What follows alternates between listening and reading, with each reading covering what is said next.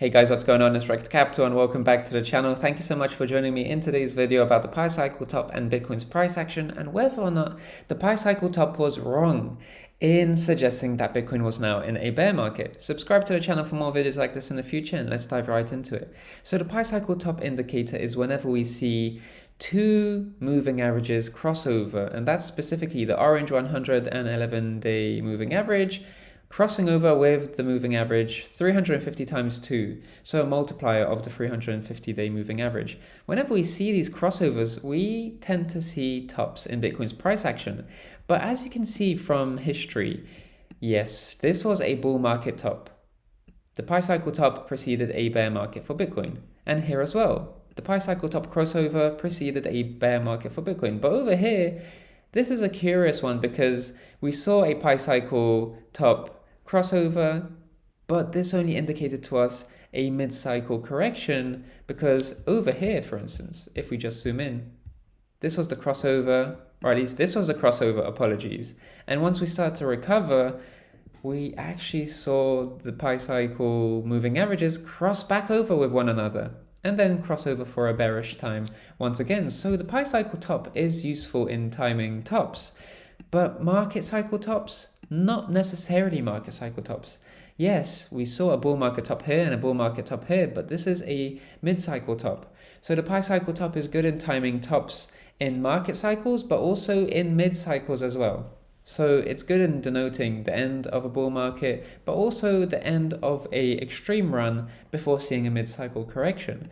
So the next time we see a Pi cycle top, and I'm of course assuming that this is a mid-cycle correction because all data science is pointing to the fact that this is a mid-cycle correction very similar to the 2013 mid-cycle correction.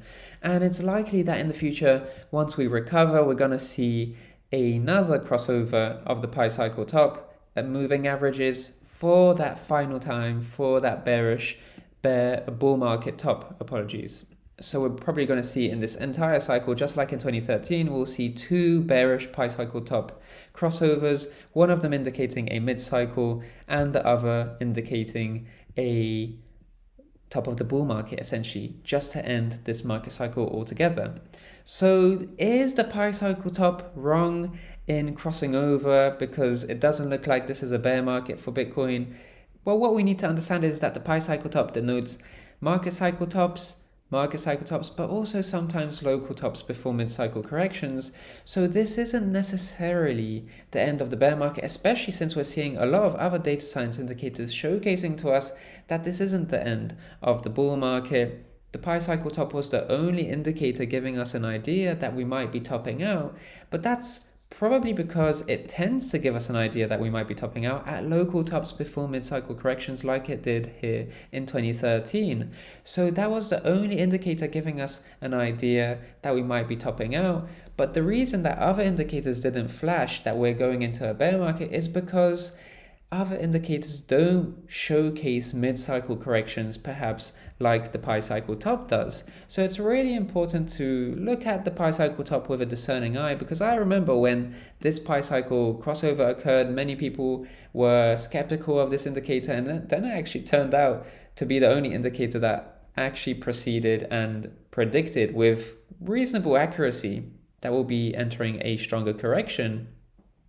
But it's always important to understand that local tops and market cycle tops is what the Pi cycle top indicator is good at denoting. In any case, it does look like things are picking up a bit, and that's a very good sign because this price action is elevating, flicking up this 111-day moving average in a way that we've also seen in 2013, where we see a sloping, or at least a downward sloping, curling down moving average suddenly start to curl back up. And that's an impressive feat in of itself, because this is a 111-day moving average.